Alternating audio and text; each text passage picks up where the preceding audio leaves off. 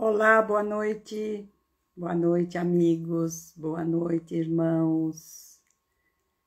Que alegria estar novamente aqui, junto dos irmãos, amigos do coração, que sempre estão nos dando a oportunidade de estarmos nessa sala virtual para podermos refletir e analisar um pouco sobre o que a maravilhosa doutrina dos Espíritos pode nos oferecer.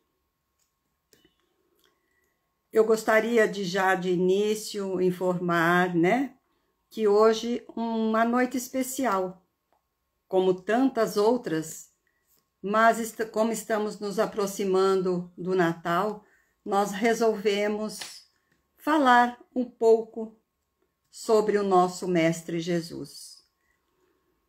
E diante desta situação, o que falar, que livro seguir, o que vamos dizer? E aí a gente vai pela inspiração.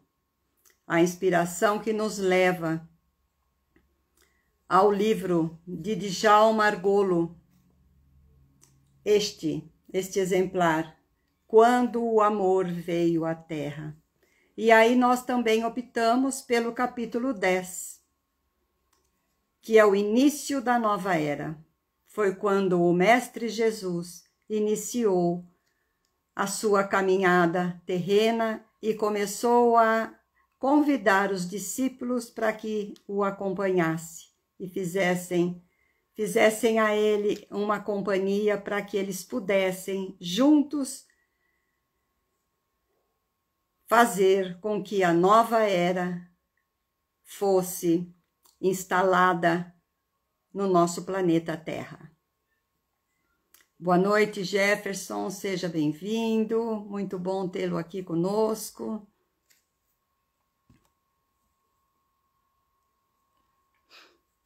Muito bom. Então, nós vamos já de imediato, como nós estamos numa noite especial, nós vamos fazer uma breve prece de início para que a gente possa refletir sobre este maravilhoso ensinamento de Jesus. Então, nós elevamos o pensamento até Deus, agradecidos que estamos por esta oportunidade de estarmos mais uma vez reunidos. Agradecemos a espiritualidade maior, ao Mestre Jesus, aos nossos protetores amigos e, enfim, a toda a espiritualidade benfeitora que nos acompanhou durante todo este ano e que ainda se encontra junto de nós, nos intuindo, nos orientando e nos amparando. Temos apenas que agradecer a Deus e a todos por essa grande oportunidade. E que Jesus, o nosso Mestre, esteja conosco durante essa uma hora em que estaremos reunidos em seu nome. E que assim seja. Antes de iniciar, vamos ver se eu já consigo colocar-nos aqui na tela para poder acompanhar melhor esta nossa reflexão. E assim juntos a gente pode, mais uma vez, compartilharmos deste banquete que é os ensinamentos do Mestre. Então eu já vou iniciando aqui, deixando para todos que irão assistir, que já estão assistindo, que hoje nós entramos de férias após esta noite e nós vamos voltar somente no dia 13 de janeiro. Vamos dar um espaço de tempo para as nossas necessidades físicas também, tá bom? No final eu volto a comentar com todos novamente. Então, vamos iniciar. Quando o Cristo estava começando a sua caminhada, a sua jornada, ele foi até onde João estava. E João estava lá naquele seu ritual de imersão no grupo de adeptos, os novos adeptos. E de repente João sente uma sensação inusitada e volta o seu olhar para a margem, onde a multidão se demorava expectante. E os seus olhos pousaram sobre um homem cuja figura o destacava da aglomeração. Ele era alto, tinha cabelos longos, denunciando o nazireu. Dentro do Torá, é o termo designado àquele que está a serviço de Deus.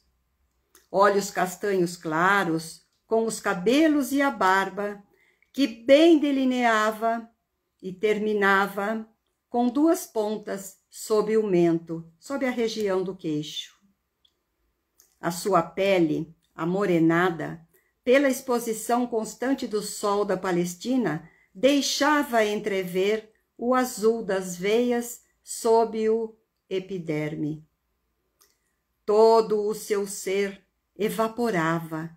Era de tanto magnetismo pessoal que as pessoas que estavam em torno daquele homem se afastaram, reverentes e também curiosas. Assim que os olhos se encontraram, o desconhecido tirou a túnica e a capa, ficando semidesnudo, e se dirigiu ao encontro do Batista, na clara intenção de ser por ele mergulhado na água do Jordão. Oi, Dani, boa noite, Daniele, seja bem-vinda. E aí, naquele mesmo momento, João ouviu mediunicamente a voz do seu pai que lhe sussurrava aos ouvidos: eis o enviado do Senhor. E quando então Jesus chegou junto a ele, João inclinou levemente a cabeça, baixou seus olhos e disse: por que vens a mim para a imersão? Ela é um símbolo para que os que estão manchados pelos erros. E tu, porém, és puro. Eu é que deveria ser mergulhado por ti, pois sou uma alma impura. Estou pronto para receber de tuas mãos a purificação. Vejam bem a humildade do nosso Mestre Jesus. E além de toda a humildade, ele nos deixa claro aqui, como um grande ensinamento, que não existe hierarquia, como existe aqui na nossa vida material. Esta posição social que é usada somente entre nós, porque no mundo de toda a pureza de angelitude, não existe esta designação. Não existe hierarquia, porque somos todos iguais, somos todos filhos de Deus e espíritos em evolução. Então, este é o primeiro ensinamento de quando Jesus chegou até João para ser batizado, enfim. Ele mostrou a sua humildade, mostrou a ele que somos todos iguais, sem distinção de raça, de credo. Enfim, temos que seguir este ensinamento maravilhoso que ele veio nos dar, dentre tantos outros que teremos aqui ainda nesta noite. Os irmãos perceberam, eu não estou lendo totalmente, vai aos poucos, narrando, né, esse contexto. O meu celular está travando, não sei se os de vocês também, mas aqui ele reconectou 2 vezes. Vamos aguardar. Então ele diz: filho de Zacarias, conheço a beleza de tua alma devotada e fiel. Se no passado cometestes ações duras, foi por excesso de zelo para com as coisas de Deus, e nunca por maldade. Por isso, vamos cumprir o que foi programado pelos que são responsáveis pelo destino da terra. E ao ouvir essas palavras, João, então, com os olhos marejados de pranto, de um imenso júbilo fazia surgir, colocou com imenso respeito a mão direita sobre o ombro esquerdo do mestre, e com uma leve pressão fê-lo mergulhar nas águas límpidas do rio, levantando-o de imediato. E no fim deste ritual, Jesus disse a ele que a paz continue habitando em seu coração generoso. Mais um grande ensinamento. Ele nos mostra que não devemos julgar os nossos irmãos. Como ele diz aqui, quando João diz a ele que era Jesus quem deveria ter batizado-o, e ele diz que não, absolutamente. Ele está cumprindo e mais uma vez mostrando que somos todos iguais.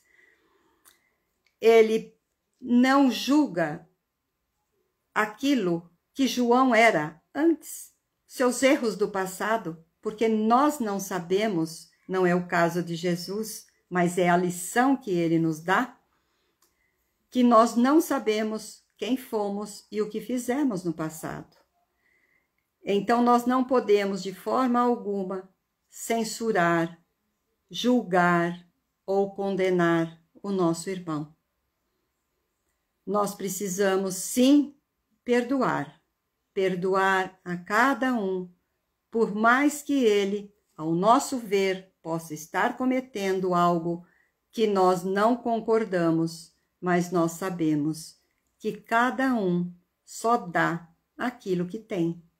E então, cada um, no seu grau evolutivo, pode atingir algo e, a partir daí, podemos crescer. Então, nós deixamos para trás o ontem, começamos hoje para sermos melhores amanhã. E é isso que o nosso mestre vem aqui nos ensinar também. E aí Jesus retorna à margem. Ali ele havia colocado sua roupa, e aí ele recoloca novamente. E Batista o seguia com os olhos de felicidade, incapaz de dizer uma palavra só, imerso em delicadas e indescritíveis vibrações espirituais diante do Mestre. E nos dias que se seguiram, o Mestre era um ouvinte atento das palavras de João, que mais inspirado e doce do que nunca, transmitia mensagens de otimismo e de esperança àqueles que o vinham ver e que vinham escutar. E no dia seguinte, à tardezinha, quando apenas um seleto grupo de discípulos o cercava, o mergulhador, vendo Jesus que passava por perto, apontou-o, dizendo num ímpeto: Eis o Cordeiro de Deus que tira os erros do mundo. E se eu acredito que para vocês também ficou pausado, né? Não sei o que aconteceu, mas enfim. Semana passada foi tão bom, a anterior também foi excelente. Mas vamos seguindo, então, aqui, aquilo que nos é possível. Então, se dirigindo a dois em especial, João diz: ele é o esperado, por quem Israel tem ansiado desde os tempos de Moisés. E tomados de um impulso irresistível, fizeram menção de se levantar para ir ao encontro do indicado. E olharam então para o precursor, que com um sorriso e leve meneio de cabeça incentivou-os a continuar a caminhar até o Mestre. E alegres com essa permissão, então, eles vão se dirigindo ao encontro de Jesus. E ao chegarem perto dele, tão tímidos que estavam, não sabiam como abordá-lo. O Mestre, todavia, volta o seu olhar, o seu sorriso e diz: João e André, 2 bravos pescadores galileus, o que desejam de mim? E ambos, surpresos, porque por ouvirem sendo chamado pelo nome, ficaram ainda mais embaraçados. João, porém, o mais novo dos 2, disse: Gostaríamos de conversar contigo, Senhor. E Jesus então diz: Então vinde comigo até Betânia e conversaremos pelo caminho. E enquanto eles caminhavam, Jesus, com a maior simplicidade, começou a perguntar a André sobre Simão, o seu irmão mais velho, e respeito de outros dos seus parentes, citando o nome e fazendo comentários sobre cada personalidade. Com João, então, ele comenta sobre Tiago, o seu irmão, e o seu pai Zebedeu e a sua mãe. Os 2, profundamente admirados, respondiam, intrigados, como que aquele homem podia conhecer tantos detalhes mais íntimos deles, dos seus parentes, e a sua relação comercial que tinham numa empresa de pesca, e assim sucessivamente. Sem dúvida, eles perceberam que estavam diante do Messias, como o Batista havia sugerido a eles. Então, se ele, um enviado de Deus, para ser o nosso guia e modelo, ele conhece cada um de nós. Podemos esconder os nossos sentimentos entre nós encarnados, mas diante dele não podemos esconder absolutamente os nossos sentimentos, os nossos pensamentos, as nossas intenções. Então, podemos esconder também de todos, menos de Deus, que foi o enviado de Jesus. Boa noite, Aldenice, seja bem-vinda, Luciene, boa noite, seja bem-vinda também. E então, seguindo, nós podemos refletir como é que o Mestre conhece a todos nós. Se ele foi, e em Caminho da Luz, Emmanuel prova pelos seus dizeres que ele foi o espírito mais puro enviado ao planeta Terra. Ele foi o escolhido dentre tantos. Então ele está trabalhando também como ele deve estar sempre nos dando todo o apoio, nos dando todo o entendimento, nos dando essa fortaleza que nós conseguimos através da nossa fé. Nós temos que nos render, nós temos que dar, através dessa nossa fé, toda essa esperança, essa luz, esse amor que encontramos quando Jesus e o Pai Maior se encontra em nós, nos nossos corações. Boa noite, Josino, seja bem-vindo. Você diz aqui, Eudenice, amada, sim, vocês são todos são pessoas muito amadas por mim. E boa noite, novamente. Então, quando eles estavam seguindo, lá em Betânia, foram levados até a casa de Lázaro, o antigo conhecido da família do Mestre Jesus, e o qual o Mestre devotava imensa afeição, tanto a Lázaro quanto a Marta e a Maria. E lá foram recebidos carinhosamente e ficaram lá por 3 dias em companhia do Mestre. E a cada momento, o mestre empolgava-os com seus pensamentos sobre os diversos incidentes da vida cotidiana e dos relacionamentos entre as criaturas. À noite, então, reunidos num pequeno jardim interno da casa, viviam momentos de intensa espiritualidade, por vibrações doces e suaves.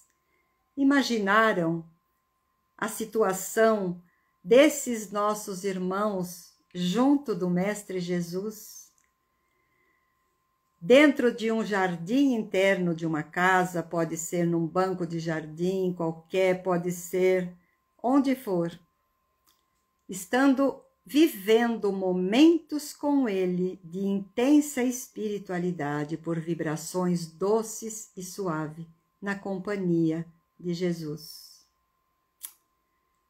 A gente fica maravilhada com isso. E aí testemunharam também as primeiras curas levadas a efeito por Jesus em pessoas doentes, amigas da família de Lázaro, que foi trazida. E esta criatura foi trazida discretamente e atendida pelo Mestre com imenso carinho. E este episódio toca muito o coração de todos, porque era de uma criança de 5 anos. Era uma parenta de Lázaro. Ela nasceu cega. E Marta conseguiu trazê-la sem dizer o verdadeiro motivo aos pais. E levou-a até o Mestre Jesus, que estava hospedado em sua casa. E ante o assombro dos circunstantes, ele disse...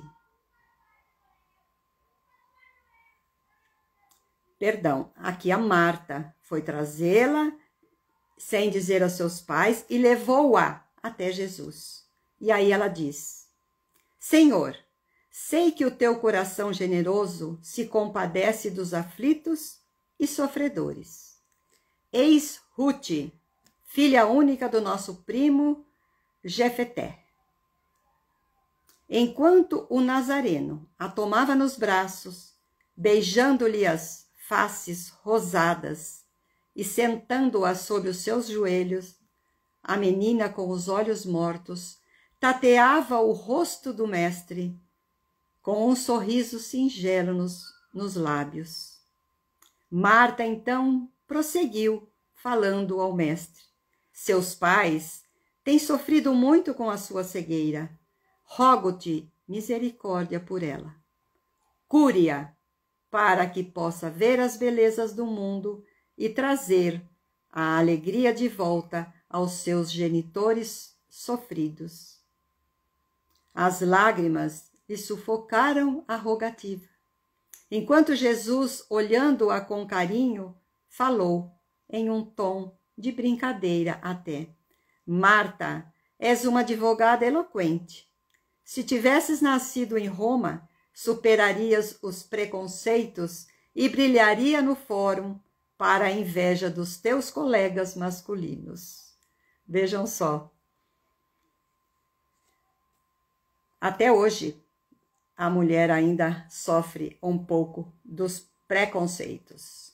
E aí ele brinca aqui, então, com a Marta. E o riso foi espontâneo ante essa observação de bom humor dele.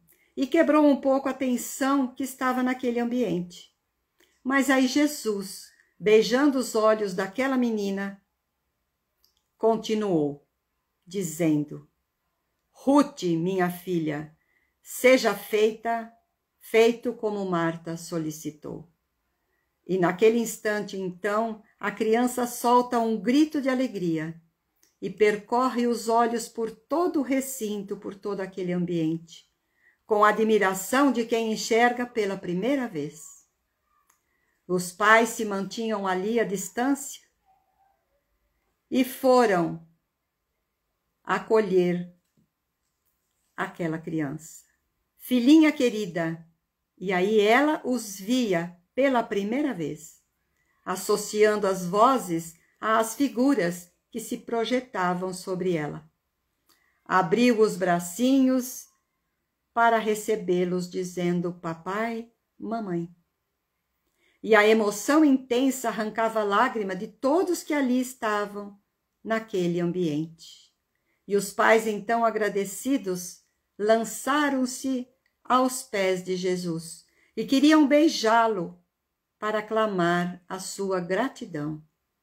E o mestre delicadamente os ergueu, dizendo: reservemos nossa gratidão ao Pai misericordioso, único credor dela.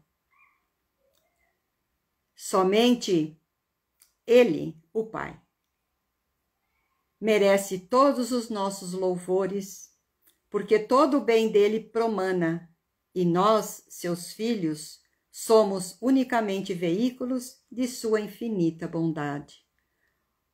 Olha só, novamente, a humildade do Mestre Jesus, se colocando no meio de nós, não quis de forma nenhuma, em nenhum momento, se colocar acima de nós, com todo o poder que ele teria, se ele quisesse, para estar acima de nós. Mas ele diz que não, que só o Pai é o único credor desta gratidão que podemos emitir a ele. E então, nós entendemos que quando o Mestre diz que ele veio para aqueles que precisam de médico, porque ele diz que os sãos não precisam de médico. Todos nós somos doentes, todos nós estamos enfermos, cada um de nós, em seu grau, precisa sim ser curado por um motivo ou por outro. Ele curava cegos, ele curava paralítico, e até os obsediados, que nós conhecemos várias histórias, várias narrativas, de que Jesus curou também os obsediados, principalmente aquele que estava ali na piscina durante 38 anos e que ele pensava em se curar ao se jogar na água. Mas aí, depois de toda a narrativa, nós ficamos cientes de que a sua doença não era física, mas sim era doença da alma. E através desta doença que nós colocamos em nós, nesta ou em encarnações passadas, nós conseguimos também convidar os irmãos inferiorizados que estão ainda pela ignorância de não compreender ainda a doutrina e não saber realmente qual é o futuro de cada um, porque a vida futura nos ensina que nós temos que ir nos transformando e ir nos melhorando. Então, essa doença da alma, através do magnetismo que Jesus possui, ele conseguiu curar cegos, paralíticos, obsediados e tantos outros irmãos que sofriam de algum mal. E ele nunca disse: eu te curei. Ele sempre disse: a tua fé te curou. Então nós vemos quando aquela mulher que já havia passado por todos os médicos e estava ainda com aquele sangramento, e ela apenas tocou no manto do Cristo. E ao ser tocado aquele manto, ele sentiu aquela energia, aquela vibração, e ele disse: quem me tocou? Então nós sabemos que o Mestre tem o poder, tem a energia, tem o magnetismo que nós ainda não conseguimos alcançar. Quizá um dia nós possamos estar mais próximos e para ter esta oportunidade também. Porque ele, médico que é, não cursou a medicina. E nós sabemos que ele é capaz de passar para todos aquilo que o Pai maior deu a ele, este poder. Susana, boa noite, seja bem-vinda. Então, após toda esta situação com a Ruth,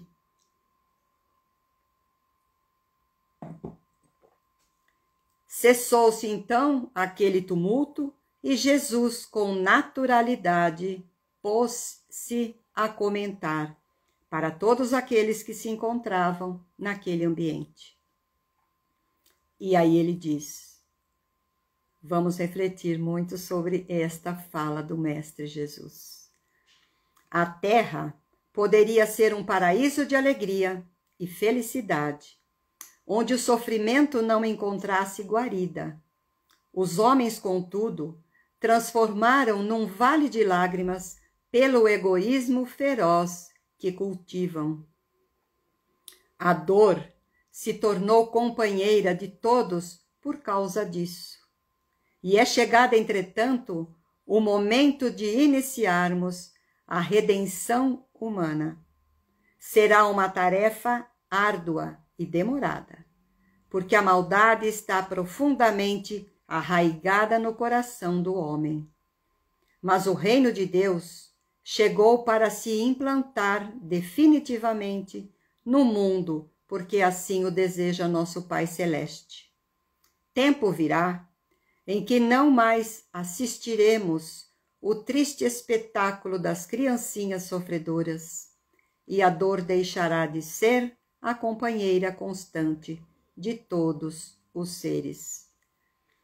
Para isso deverão todos os que aceitarem a mensagem libertadora do reino começar, como ensina João, a tarefa de transformação interior, modificando os hábitos infelizes de maldade e egoísmo em sentimentos de fraternidade e amor, pois o Pai é amor puro e nos envolve com sua providência constante. Então nós temos que prestar atenção nestas palavras de Jesus, pois ele nos afirma, mais uma vez, que nós somos os artífices do nosso próprio destino e que nós também, unidos, estamos promovendo no planeta Terra a situação em que ela se encontra ainda de provas e expiações. Por isso ela ainda não é um mundo de regeneração. Porque ele diz aqui que os homens transformaram a terra num vale de lágrimas pelo egoísmo feroz que cultivam. Então essa tarefa é demorada, é árdua, é constante, é o tempo todo nós temos que estar orando e vigiando. E aí ele diz que a maldade está profundamente arraigada no coração do homem. Mas o reino de Deus será implantado, sim. Terá um tempo ainda para que a gente não veja mais o espetáculo, como ele diz aqui, de criancinhas sofredoras, porque vem de um mundo trazendo já seus débitos, como todos nós. Então, é neste momento que nós precisamos nos libertar e começar a nossa tarefa de transformação interior, modificando os nossos hábitos. Hábitos infelizes que ele diz aqui de maldade e de egoísmo, trocando por sentimento de fraternidade e amor, porque Deus é amor, o Cristo é amor. E ele nos envolve com a sua providência constantemente. Ele não nos abandona jamais. Então Emmanuel nos diz no Evangelho segundo o Espiritismo que o egoísmo, que é filho do orgulho, monstro devorador de todas as inteligências, porque este egoísmo, este orgulho, que devora a nossa inteligência, nos domina, vai nos direcionando para o mal, a dor e o sofrimento. E este é a fonte de todas as misérias terrenas. Porque quando somos orgulhosos e egoístas, nós pensamos apenas em nós, na nossa prepotência que nos impede de fazer crescer para o amor. E aí Emmanuel diz, o egoísmo, esta chaga da humanidade, deve desaparecer na Terra, porque impede o seu progresso moral de todo o planeta. Quando nós começamos a pensar em qualquer vício, nós vamos concluir que a origem vem do egoísmo e do orgulho. Então, o egoísmo é filho do orgulho, porque nós fazemos algo e queremos que aquilo que fazemos possa ser o melhor. Todos nós ainda somos orgulhosos. Todos nós usamos ainda da nossa prepotência. Todos, porque se nós não somos num ponto, nós ainda somos em outro. Como diz o Cortella, você sabe com quem está falando? Pois é assim a nossa posição às vezes. Nem sempre falamos, não tem necessidade muitas vezes de falar, mas nós pensamos.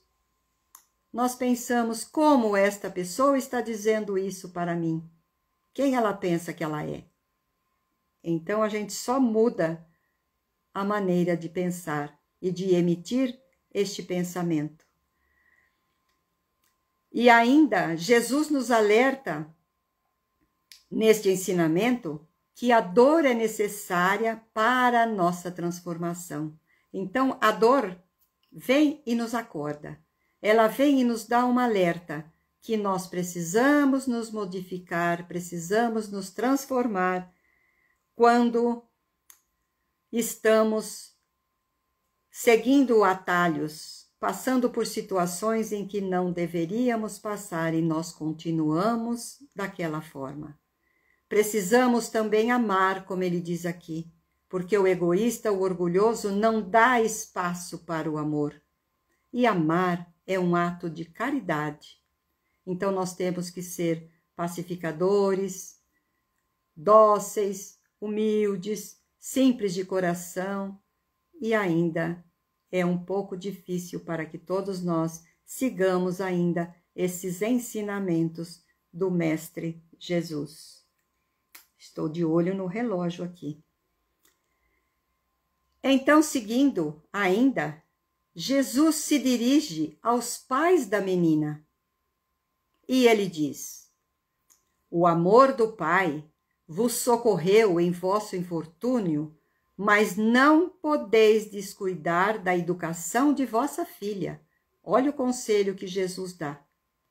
Ensinai-lhe a viver de acordo com a lei divina, incentivando-lhe o coração para as coisas nobres que elevam o espírito. E aqui, como ele disse já anteriormente, que nós citamos a dor, e ele diz: nenhum sofrimento existe sem causa. E o dela, da menina, tem raízes no passado, em circunstâncias que não poderíeis entender por agora. Requererá da vossa parte toda a dedicação para que os sentimentos infelizes que lhe motivaram esta expiação não retomem a sua força, fazendo-o resvalar para os mesmos caminhos do mal ontem trilhado. Nós percebemos aqui, nesta fala, em que ele deixa bem claro que os seus sentimentos que a tornaram infeliz e que ela está agora em expiação pela cegueira, não retomem nela, fazendo-a resvalar novamente no caminho do mal. Então esses pais são responsáveis para o caminho que os filhos vão trilhar. E aí ele ainda diz que o vosso amor por ela seja equilibrado, ensinando-lhe a disciplina dos impulsos menos dignos e valorização das virtudes, para que não sejais defrontados amanhã por situações desagradáveis. De vossa parte, colocai também vossa vida à disposição do Pai, cumprindo-lhe os ditames e transformando-as em oportunidade de elevação e enobrecimento de vossas almas. E aí já era alta hora da noite, e todos foram dormir elevados e felizes. Esses ensinamentos do Cristo aqui é muito importante. Ele nos dá exatamente os ensinamentos e nos coloca na situação em que nós, como pais, nós precisamos saber cuidar e equilibrar a vida do nosso filho. Que aqui ele diz com muita clareza para que os pais também coloquem a vida à disposição de Deus, transformando-as a oportunidade de elevação das suas almas também, porque é através do exemplo que nós conseguimos elevar os nossos filhos. Nós vimos já há algum tempo pela internet afora que mostra um menino caminhando e o pai diz para ele, filho, cuidado, não vá se perder. É mais ou menos assim. Ele olha e diz, não, meu pai, não se preocupe, eu estarei seguindo os seus passos. Era uma caminhada que mostra para que a gente possa refletir também. Então, nós vamos ter que analisar e pensar que no Livro dos Espíritos existe uma questão que nos deixa refletir com muita seriedade. E aqui Jesus diz, para que nós, os pais, não nos esqueçamos, porque nós teremos que responder um dia, quando for perguntado a nós, o que fizestes dos filhos que te confiei? Então, as responsabilidades dos pais na criação do filho, de conduzir aqueles que nos foram confiados, porque nós sabemos que existe sim um planejamento anterior, que somos os responsáveis por aquele espírito e que ele nos escolheu. E que ele foi colocado em nossa família, não foi por acaso. Então, nós temos que ter a certeza de que nós precisamos e temos essa responsabilidade, porque responderemos por isso um dia. E não é necessário apenas dar a educação. A educação você manda para a escola para que ele receba a orientação, mas é em casa que ele vai receber os roteiros seguros de moralidade, de religiosidade, a forma que ele tem que vivenciar todos esses problemas terrenos e ensinar a ele sobre a vida espiritual. Seja nós da crença que formos, e que ele possa perceber que a lei do retorno existe. E Jesus deixa bem claro aqui, nessa fala, quando ele diz aos pais, cuidado para que não retorne, nas suas palavras, obviamente, para que ela não retorne a cair novamente nos seus erros do passado, para que ela possa novamente entrar dentro daquilo que foi designado pelo Pai, para que ela possa cumprir. Nós temos a certeza, porque a doutrina dos Espíritos nos prova, por A e mais B, que muitos de nós, quando estamos em expiação, nós temos também a chance de sair dela quando ela já for cumprida. Mas todos aqueles que estão conosco também foram inseridos nesse contexto. Ninguém está aqui por um acaso. Então nós vamos semeando tudo aquilo que nós plantamos, ou agora ou anteriormente, mas a nossa colheita é necessária. Então o Mestre Jesus sempre nos dá esta esperança que nós podemos melhorar, mas nós precisamos cumprir com as nossas provas. E se nós estamos em um caminho em que nós não devemos estar, a lei do retorno vem nos dar um alerta, porque toda causa tem um efeito. Então nós vamos colher exatamente aquilo que nós plantamos. Porque Paulo diz: tudo posso, porém nem tudo me é lícito. Então, continuando aqui, na manhã seguinte, João e André, tocados de entusiasmo, saíram em busca de Simão, o irmão de André, que lá estava em Jerusalém. E ao encontrarem, disseram cheios de alegria: encontramos o Messias. E Simão, que era do tipo muito emotivo, assim que escutou o relato, entusiasmou-se. E ele disse, como todos aqueles que acreditavam que o Mestre seria o Rei que salvaria todos. Então ele diz, no sentido político, obviamente. Então ele diz, bem que eu sentia que os tempos são chegados. Bem que João sempre disse que estava apenas preparando o caminho para o Senhor. Então vai começar uma nova era? Então ele diz, com o Messias teremos condições de expulsar os malditos romanos de nossa terra.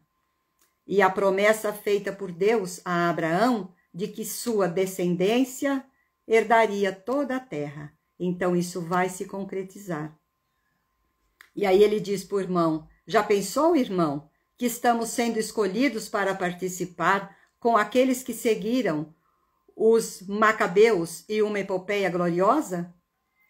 E os três se puseram por longo tempo a falar com discrição sobre o futuro promissor da riqueza e da glória, com as mentes incendiadas por sonhos grandiosos.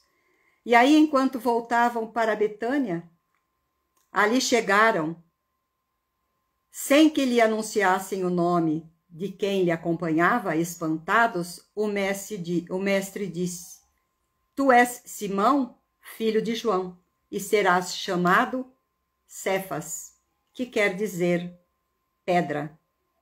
Eu vou ter que correr um pouquinho por aqui. Jesus, então, colocou esse apelido de pedra no Simão para indicar que ele precisava ser mais firme e comedido nas suas resoluções. E então o mestre programou a partir para a Galileia no dia seguinte. E aí ele ficou acertado de que quando eles permanecessem em Cafarnaum, ele ficaria na casa de Simão. Quando estavam a caminho, encontraram um amigo dos novos companheiros de Nazareno, que também era discípulo de João. Correram ao seu encontro, contando-lhe a respeito do Messias que havia encontrado, e como o Batista lhe havia esclarecido a respeito. Trouxeram-no, pois, a Jesus, que pousando-se nele os olhos lúcidos e penetrantes, convidou-o dizendo apenas, segue-me. E era Filipe, que consentiu prontamente, sentindo que estava diante do prometido, porque ele era conterrâneo de André e de Simão, e ele nascera em Betsaida, na margem do Jordão, lá onde o rio se abre para formar o lago da Galileia. Então os 4 amigos retornavam imersos em profunda felicidade, E chegando em Cafarnaum, dirigiram-se logo à casa de Simão. E foram ao encontro de João. E João foi correndo para sua casa dar a boa notícia e levar os seus familiares para conhecer, então, também o Mestre. Foram encontros cheios de emoção. Os 4, João, seus familiares, e o Rabi, então, com simplicidade, chamou os recém-chegados pelo nome, sem que eles soubessem previamente, foi indagando sobre parentes distantes, e eles todos ficaram espantados com aquilo que o mestre dizia a ele. Enquanto isso, Filipe foi também ao encontro de seu velho amigo e convidou-o para chegar até eles. Era Natanael. Natanael era um cumpridor fiel da lei e também acreditou ele que seria muito importante essa presença para esse grupo que Jesus estava formando. E também Natanael era discípulo do Batista. Já havia sido batizado por João nas águas do Jordão, aquele ritual. E após as saudações, foi logo dizendo a Natanael: encontramos aquele a quem escreveram Moisés e o profeta na lei. Disse: Jesus, filho de José de Nazaré. E o rosto desta criatura, apenas espantado, disse: de Nazaré? Mas de Nazaré pode sair alguma coisa boa? E então Filipe resolveu logo a questão: venha até aqui e veja você mesmo. E logo que entraram, então, Jesus olhou para ele e disse: eis aí um verdadeiro israelita, em quem não existe falsidade.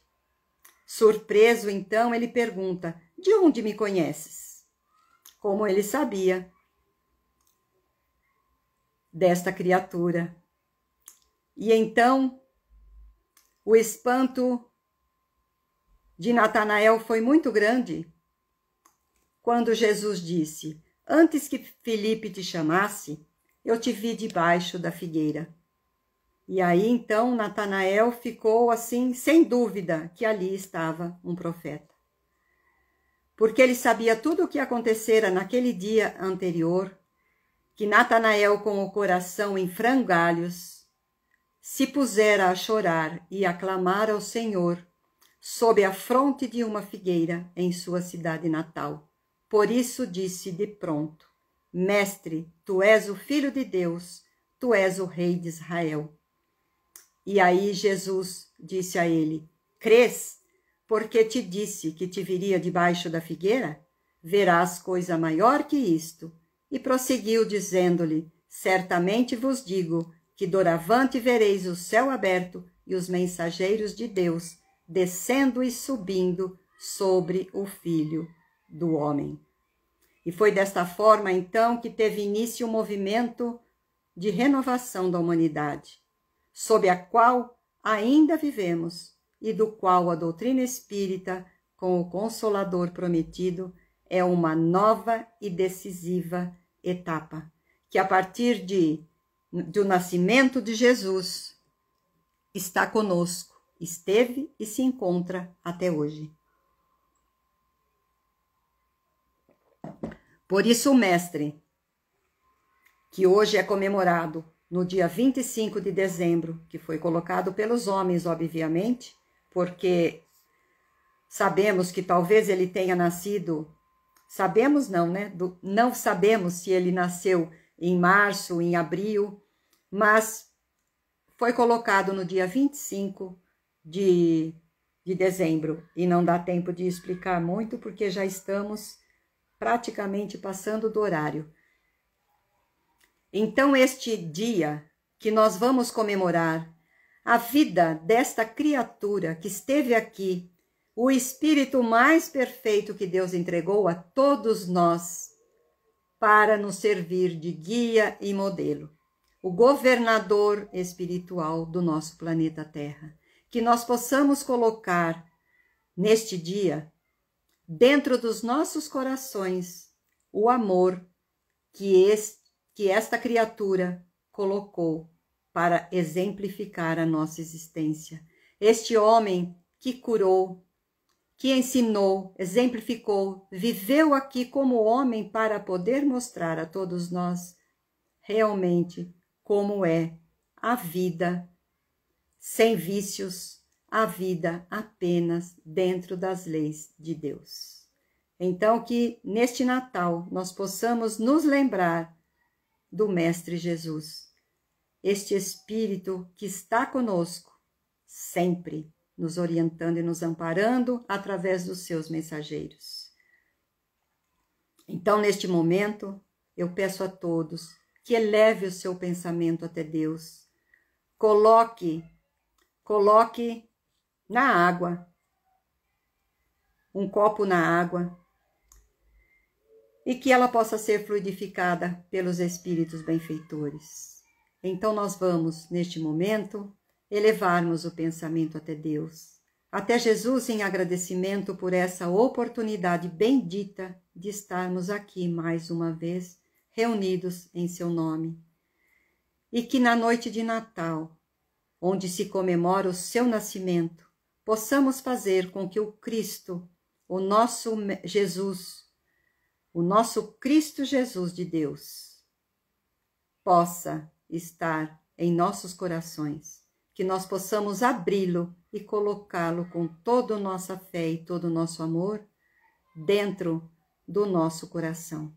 Jesus permaneça conosco, Jesus esteja conosco, e quando batermos as taças para louvar o seu nascimento, possa nascer voz em todos os nossos corações. Obrigado, Mestre, obrigado, Pai, obrigado a vocês que estiveram conosco. Boas férias a todos, um Natal de luz e paz. Estou repetindo o que o nosso irmão Jefferson colocou aqui. Um ano de muita luz, de muita saúde. Gratidão a todos pela presença. E quando nós voltarmos, muitos chegaram depois, e a muitos assistirão depois também. Então hoje nós encerramos este ano e nós retornaremos no dia 13 para continuarmos as lições de Jesus no lar com o item 48, 49 e 50, onde teremos os convidados para estar conosco e para encerrarmos este ciclo que iniciou em janeiro e agora terá o fim também em janeiro, um ano da nossa presença, todas as sextas-feiras. E eu gostaria imensamente que cada um de vocês, nessas sextas-feiras que nós não iremos nos reunir, que às 8 horas eu farei também, elevarei o meu pensamento até Deus, e em apenas uma prece, agradecer a Deus pela oportunidade de estar conosco, agradecer a Jesus por estar conosco todas as semanas, onde nós podemos fazer essas leituras, essas reflexões, para que a gente possa crescer um pouco através dos nossos próprios esforços. Feliz Natal a todos e que o ano que vem seja um ano iluminado de muita paz e que nós possamos estar juntos novamente. Fiquem com Deus, que Deus nos abençoe hoje e sempre. Um beijo no coração de cada um. Até o ano que vem.